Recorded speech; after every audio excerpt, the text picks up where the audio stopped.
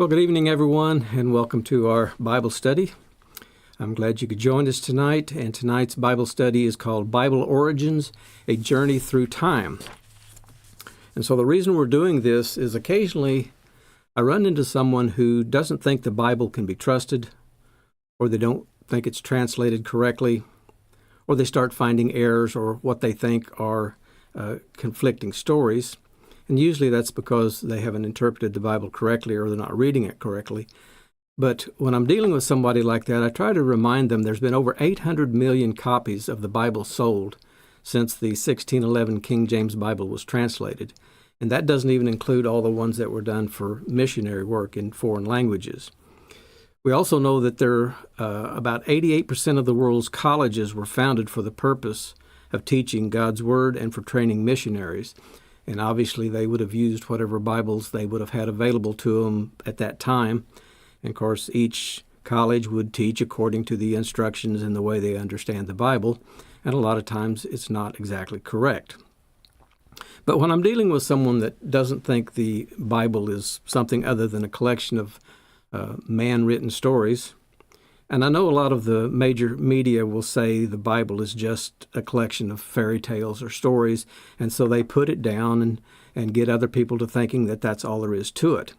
But if it was only a man-written book, then why does it still exist today? Because it was written thousands of years ago. Satan has fought endlessly to rid the world of the Bible. He's had it banned. He's had it burned. In some instances, only certain translations could be read, and we'll get into that in just a little bit. But everything that man does eventually fails, whether it's a building or a government or whatever. So man doesn't do things that endure. We also know that Satan tried to destroy the earth.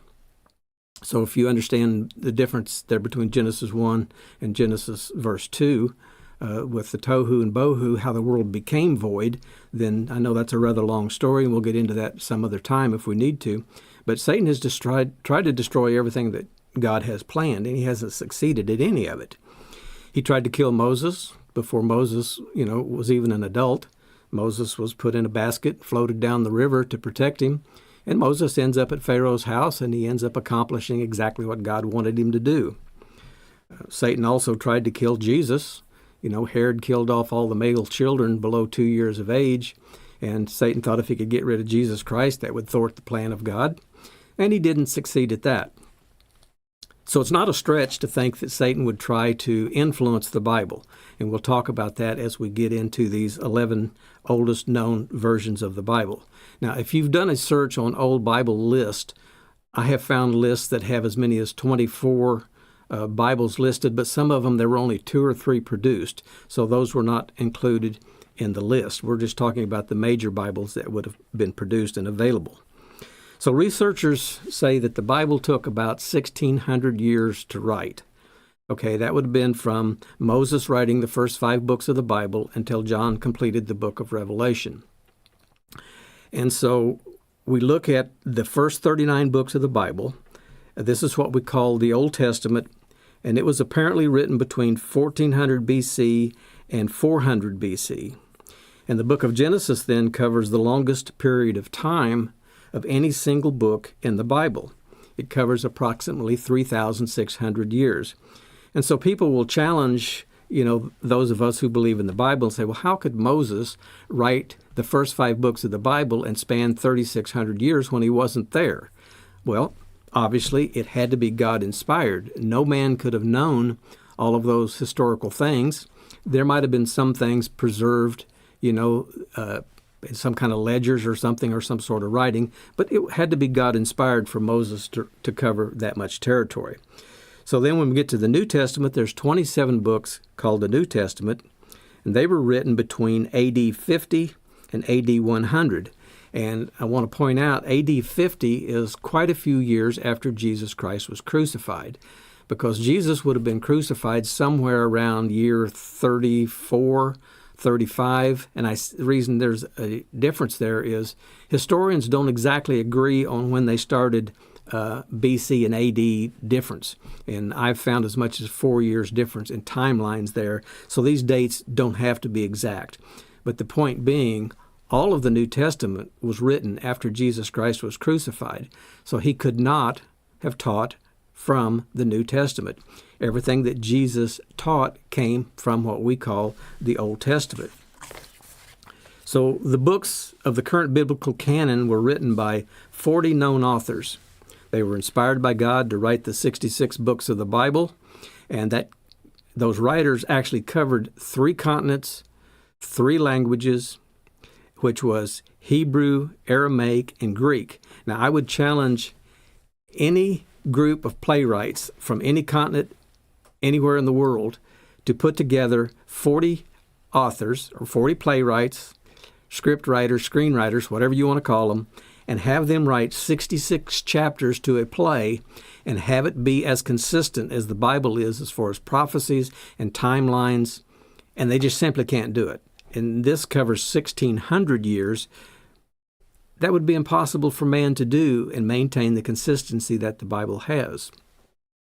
Now, there were other books written during this time as well, and this would be in what we call the intertestamental period, and that would be between Malachi and Matthew, and they're known as the Apocrypha, and there's actually 14 books, and they were initially included in the King James translation of the Bible.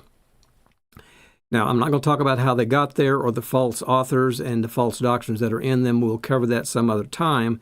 But why are they not in our modern Bible? Well, if you study Catholic teachings, they will encourage their memberships to read the Apocrypha, but they admit to them that it is not inspired writings. So it's somewhat historical. A lot of the writings are historical. And if you're Satan and you want to confuse people or get them off track, you can't do it with a total lie. You have to include some truth. And so that's how Satan works. And so a lot of the history in the Apocrypha is true. But a lot of the remaining stories are not true. So if people believe the history and they say, well, this is true, then they tend to grab onto that which is false as well. And so that's a pretty neat trick. But anyway, the Apocrypha was part of the King James Bible for 274 years. And it was removed in 1885 because the church fathers, people that became more educated about what should be in the Bible, began to realize that there were a lot of contradictions in those 14 books. So they're not included anymore in our modern translations unless you have a Catholic Bible. So let's start talking about King James. Why did he want a new Bible translation? Well, the answer is actually quite simple, because the translations that he had, the Geneva Bible and the Great Bible, didn't necessarily agree with the positions of the Church of England or the Protestants of the day. So if you're the king and the Bible doesn't agree and it doesn't teach your doctrines, then you just have scribes and whatever get together and you translate it differently. So tonight we're going to go over these 11 known oldest Bibles, go all the way back to the oldest one that we can find in history. And before we do that, I want to show you a Bible that was actually found in Ethiopia. And this is, I think, a complete Bible. It has a hard back and a hard front inside that leather case. And I told Lenora, I said, wouldn't you just love to drag that to services and try to find scriptures while somebody was speaking? That thing's got to weigh 25 or 30 pounds. So that thing's about 1,000 years old, if I understand correctly. So it's in very bad shape, but cannot be handled. All right, so we're going to pick up with the King James Bible, and everybody's probably familiar with the King James Bible. We've probably owned one at some time, and it was commissioned in 1604, and then it took 7 years before it was published in 1611. So it's quite a feat to translate the Bible, and it's still a landmark English translation. It has significantly influenced literature, culture, and even the English language. It was commissioned by King James I of England in 1604 during the Hampton Court Conference. So the need for a new translation arose from the dissatisfaction with existing versions, particularly the Geneva Bible, which was popular among Puritans, but it contained marginal notes that were politically and theologically controversial. So King James, he aimed at creating a new translation that would be acceptable to all factions of the Church of England. And so it was to promote unity within the Church of England. So the translation team was about 47 scholars and translators. They were divided into 6 committees. And this research that I'm using here says they worked from the original Hebrew and Greek text, as well as earlier English translations, which included the Bishop's Bible and the Geneva's Bible. But I found some other research that said the Old Testament was actually translated from the Masoretic text. The Apocrypha was translated from the Septuagint and the Vulgate. And the New Testament was translated from the Textus Receptus, and the Textus Receptus is actually considered to be very accurate. So the translators aimed for accuracy and clarity, and it resulted in a text that was both acceptable and accessible and majestic in style. So it's not only a religious text, but it's also a cultural artifact that reflects the historical context of its time. It played a crucial role in shaping the English-speaking world, particularly in America, where it became a foundational text for many Protestant denominations, and its enduring popularity is evident as it remains the preferred translation for many Christians today. In fact, occasionally I'll meet a pastor, different churches that won't use anything but the King James. They don't like the New King James. So to summarize the King James Bible, it is a monumental achievement in the history of Bible translations. It reflects the interplay of faith, politics, and culture of the early 17th century England. Its influence on language, literature, and religious practices are unparalleled, making it a vital part both of religion and cultural heritage. Now, does it contain errors? Well, yes, it does. And the most blatant one is the translation of the word Pascha, which is the Greek word for Passover, and it was translated as Easter in the King James Bible. So let's go to Acts 12. I'm going to read it to you. Now about that time, Herod the king stretched forth his hands to vex certain of the church. And he killed James, the brother of John, with a sword. And because he saw it pleased the Jews, he proceeded further to take Peter also. Then were the days of unleavened bread. And when he had apprehended him, he put him in prison, and delivered him to 4 quaternions of soldiers to keep him, intending after Easter to bring him forth to the people. So the translators translated Pascha, which everybody knows is the word for Passover. So when the New King James Bible came out, they actually fixed that and took that out. But the translators did this to please King James and make it agree with the Protestant view. And so it makes you wonder, well, what else did they mistranslate? And there are a few other things that were added. And, of course, the churches of God are aware of these things, and we know how to explain them. So the research that I'm reading from tonight is fairly new information. It was published on March 17th of 2025, so it hasn't been out all that long. And I did not do this. I got this off of the internet from a man named Pratik Patel. His first name's Pratik. And his last name Patil, and he has a website called oldest.org, and you can find all this information on that website.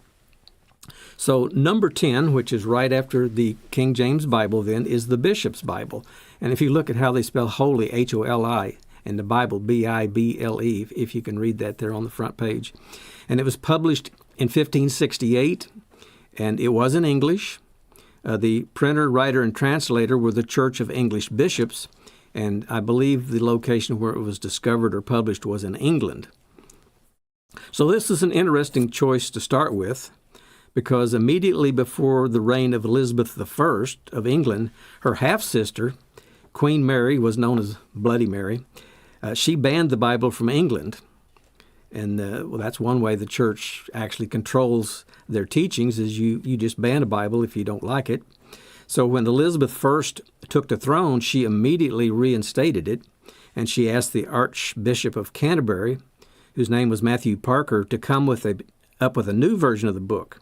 So the results of this is known as the Bishop's Bible. And the Bishop's Bible was translated by fewer than 10 bishops, and based on 3 earlier versions of the Bible, one in Greek, one in Latin, and one in Hebrew. Unfortunately, the language in the Bishop's Bible is quite archaic. There are several blunders. This is what we would call mistranslations, and though it's possible to find, it's rarely reprinted today, so it's been out of circulation for a while. Now, if you look at this page here, That says the Psalm of David, but it looks like the Psalms of Daoud. So these things can be very difficult to read because the F's and the U's and the V's and the S's are quite different. U's and V's look exactly alike, as do the F's and S's. So I have some of these old Bibles. I don't even try to read them anymore because it's too taxing on the old brain. So number 9 then is the Geneva Bible that we just mentioned. And it was published in 1560. And it is an English translation. The printer, writer, and translator was William Tyndale and Miles Coverdale. Now, Miles Coverdale's name is going to come up 2 or 3 times as we go through these Bibles. And it was located in Geneva, Switzerland, so that is how it got its name, Geneva Bible. It was created in 1560 in Geneva, Switzerland. And why in Geneva? Well, because those who disagreed with the church in Rome had to hide or go into seclusion. And this has happened quite a bit down through time. If you disagreed with something that was in the Bible, it could cost you your life. So it was an English Bible, and during the reign of Queen Mary, many English theologians actually fled to other parts of Europe to continue their religious studies. And it was due to this migration then that the Geneva Bible came to be. It was mostly translated by William Tyndale with help from Miles Coverdale. And the Geneva Bible then is said to be one of the most significant in Christian history. It was the primary translation for many years and was even brought to America by the Pilgrims on the Mayflower. The Geneva Bible was also the first mechanically printed Bible to be mass-produced and was widely available to the general public.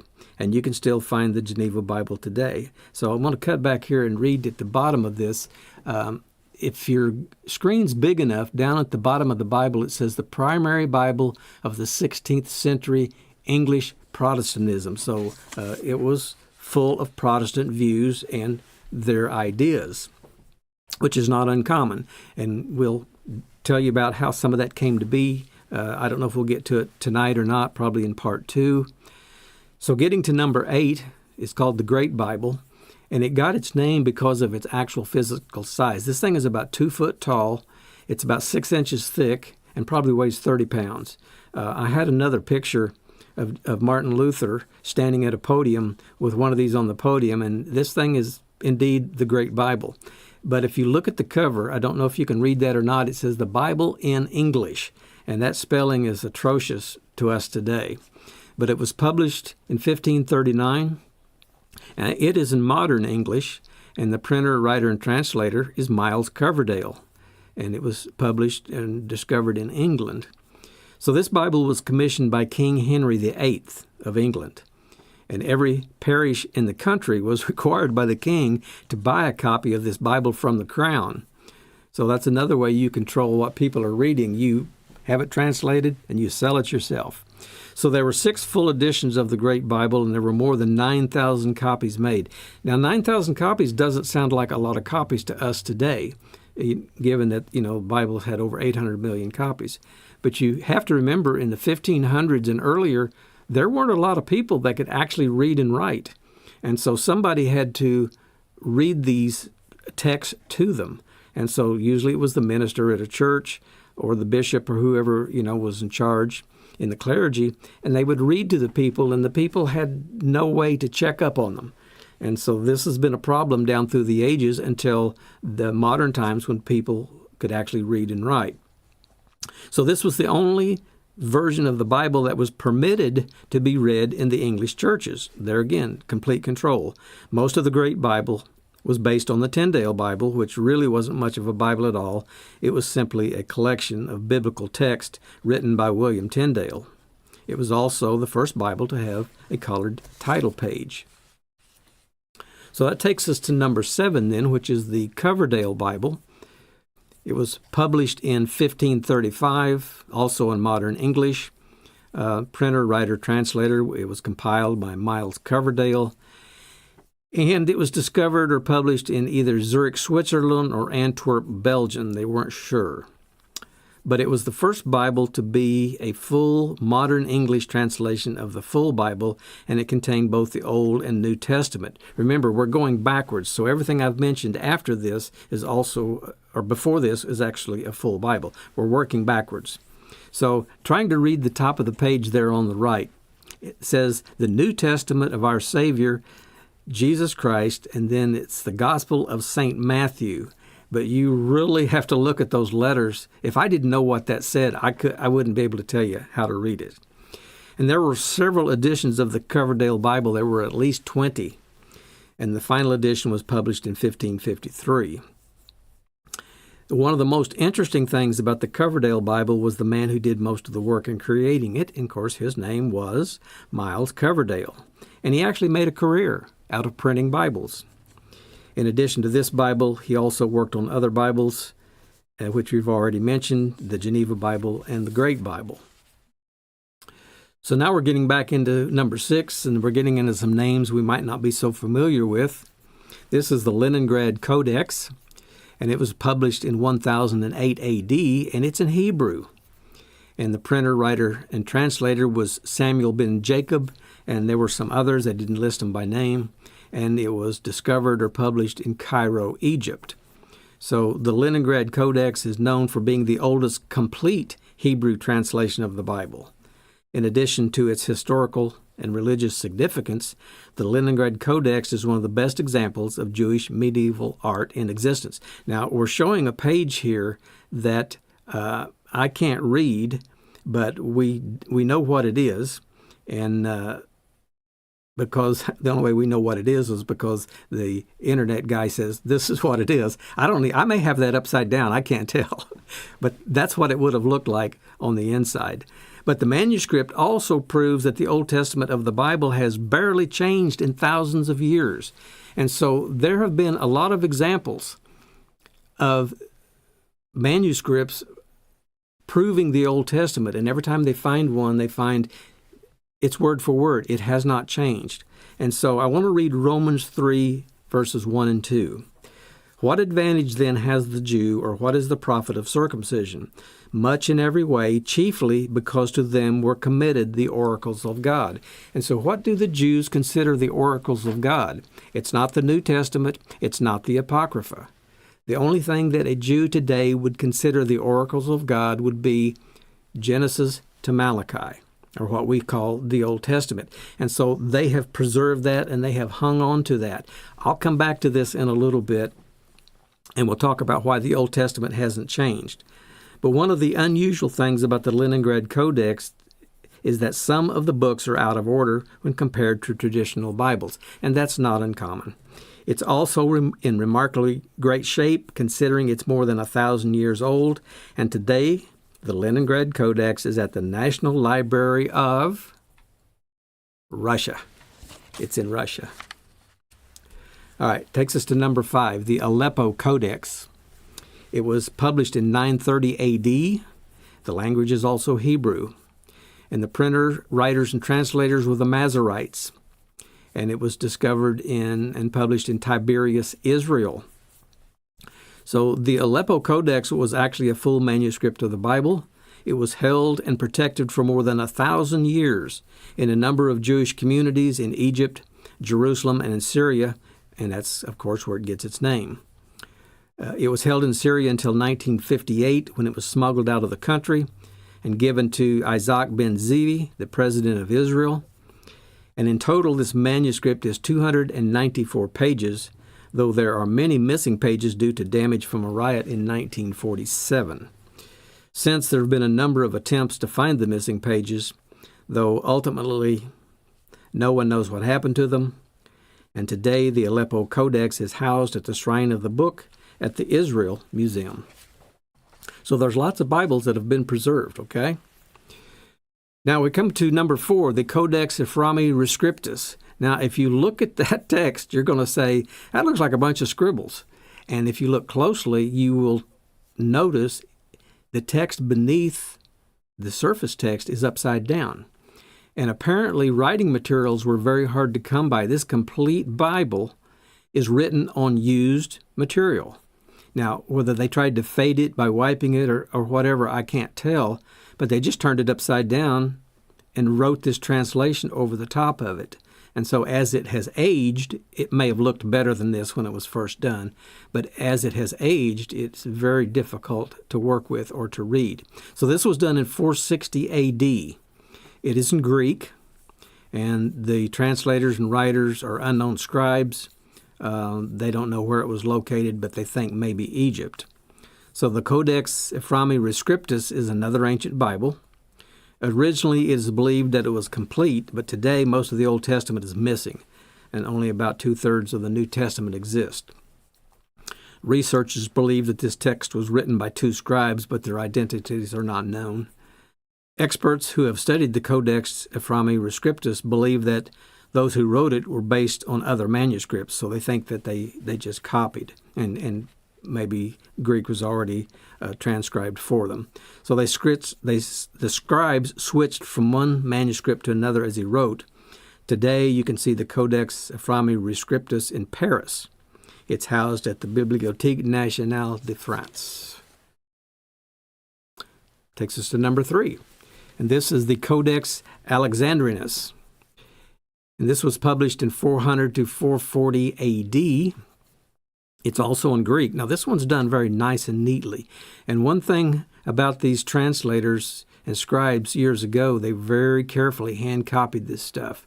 And it's done by unknown scribes. They think it was published in Alexandria, Egypt. It was gifted to King Charles I of England in 1627.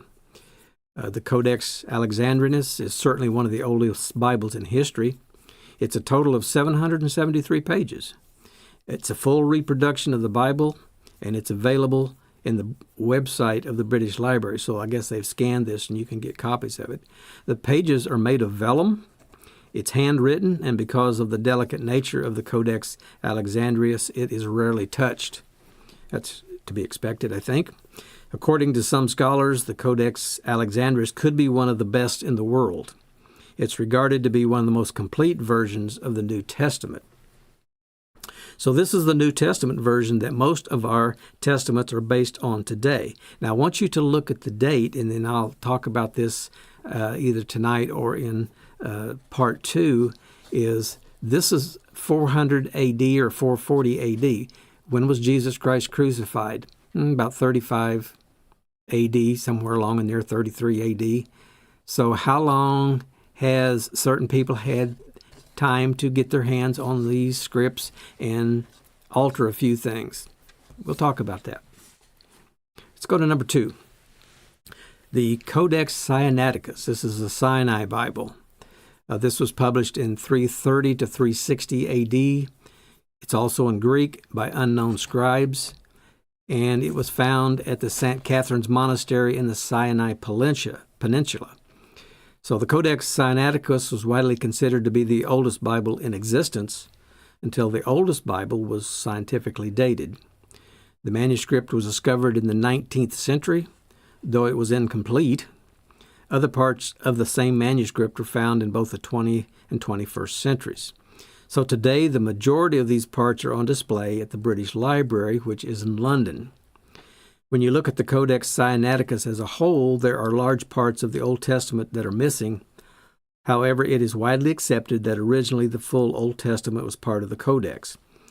Approximately half of the Old Testament remains, and the full New Testament is part of the display. But look at where it was found. It was found at St. Catherine's Monastery in the Sinai Peninsula. So St. Catherine's would be a Catholic monastery. So this is what I'm getting back to. We'll talk about the early Church of Rome. We'll talk about some of Polycarp's discussion with some of them, some of the things that he said they should do, and he loses the arguments. And so this begins to alter the early text very early on. Number 1, the Codex Vaticanus. This is known as the Latin Bible. This is the oldest known Bible in existence. Anything any older than this has disappeared off of the face of the earth. All the writings are gone. Now, I will say this. When I get into part 2, I'm going to talk about a man who actually got his Ph.D. I forget what the name of the Catholic college is, but he was awarded a gold medal for his studies. He gets to go through the Catholic archives, and the Catholic archives actually contain some of the best information, and I'll share with you some of what he found and some of the things that it affected and some of the things that it didn't affect in his own beliefs. So the Codex Vaticanus is in Greek. We don't know who the scribes are. They think it was found in Rome, Alexandria, or Caesarea. It's been kept at the Vatican Library since around the 15th century. And as I said, it's the oldest known Bible in existence. The verses are printed on sheets of vellum. It's believed that it was translated by at least 3 scribes, and that's not very many when you get right down to it. Most scholars believe that the Codex Vaticanus is the most accurate Bible in existence, as it was written only a couple of hundred years after the deaths of Jesus. Well, do you think Satan waited 200 years to try to get rid of the Word of God? I don't think so.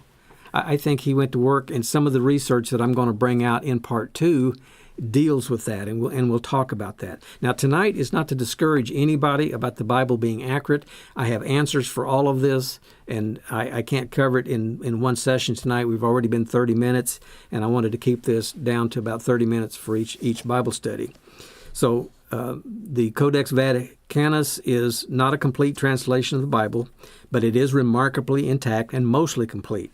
It's missing most of Genesis, Hebrews, and Revelation. So there's your 11 oldest Bibles and kind of the history and the dates and how they came to be. And so we get into part 2, and I'm going to skip part 2 for a little bit, and in 2 weeks I need to do something about the timing of the Feast of Tabernacles this year using the calendar and the moons, and we'll go back and look at what the Jews posted, what the churches of God did, and we're going to see what the explanation for that is. I already know the answer. I've already looked into it. We'll talk about who controlled these manuscripts during the early years. I've already kind of tipped that off to you. We're going to talk about who edited the Apocrypha. And the real fun thing is we're going to talk about the origin of Easter, the background of the eggs, the background of the goddess Astarte, and we're going to talk about the symbols painted on the Easter eggs. And then we're going to throw you a real curveball with when did the Christian cross first appear? It wasn't when Christ was crucified. This one's going to blow a lot of people away. All right. Why are the Hebrew Scriptures still the most accurate and unchanged part of the Bible? I said I would come back to that. If you think about it, the Scriptures were given in Hebrew originally, a little bit of Aramaic. Okay. So down through the ages, those scribes have meticulously copied those Hebrew words and letters, letter for letter for letter for letter. They finish a page, they hand it off to another set of scribes. They proof check it. If there's a single error on the page, they tear it up and the scribe has to start over. Those scribes do this their entire life. That is their lifetime work. So it's extremely accurate. If you try to change the Old Testament because it was in Hebrew, the Jews still have it in Hebrew, it's never been translated out of Hebrew for them, they'll call you out on it. So most translators go, well, there's no point in trying to do that. We'll just mess with the New Testament instead. The Old Testament is pretty much intact. Let's read Matthew chapter 5, verse 17. Jesus Christ said, I don't think that I came to destroy the law or the prophets. That would be the Old Testament. I did not come to destroy, but to fulfill, to make them spiritual. For surely I say to you, till heaven and earth pass away, one jot or one tittle will by no means pass from the law until all is fulfilled. That would be the smallest mark, crossing of the T, the dotting of the I. And so Jesus Christ taught everything that he taught during his ministry from the Old Testament. When he went to the temple and he stood up and read from the scrolls, he didn't read from the New Testament. It didn't exist. All right, let's go to 2 Timothy. We're going to wrap this up with this. 2 Timothy 2, verse 15 says, Be diligent to present yourselves approved to God, a worker who does not need to be ashamed, rightly dividing the word of truth. And so ask yourself this question, why do you have to rightly divide the word of truth? Now, we do know the Bible is God-inspired. We do know that God intends us when he calls us to understand certain things. And yes, it takes adding his Holy Spirit to our minds so that we can figure some of these things out. And so we've got a lot of things to work on in the upcoming Bible studies. And so we're going to wrap it up tonight, and thank you all for joining us. And so until next time, I'm simply going to say, may God bless and keep you until we meet again.